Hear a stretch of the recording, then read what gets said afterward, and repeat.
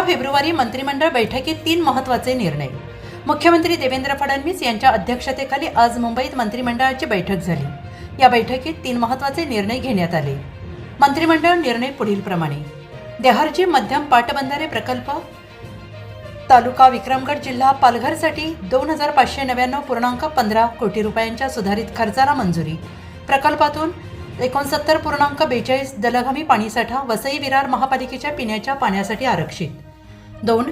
जनाई शिरसाई उपसा सिंचन योजना तालुका दौंड बारामती आणि पुरंदर जिल्हा पुणे योजनेच्या कालव्यांना बंदिस्त नलिका वितरण प्रणालीत रूपांतरण करण्याच्या कामासाठी विस्तार आणि सुधारणा अंतर्गत 438.48 कोटी रुपयांना प्रशासकीय मान्यता।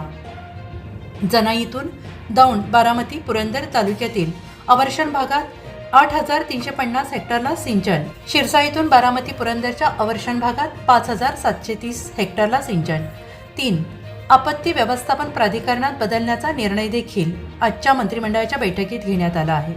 राज्यातील आपत्ती व्यवस्थापन समितीमधून उपमुख्यमंत्री एकनाथ शिंदे यांना वगळण्यात आल्यामुळे महायुतीमध्ये मिठाचा खडा पडल्याची चर्चा होती। मात्र आता राज्य सरकारने या निर्णयात बदल केला आहे। आता मुख्यमंत्री आणि 2 उपमुख्यमंत्री या समितीत राहणार आहेत।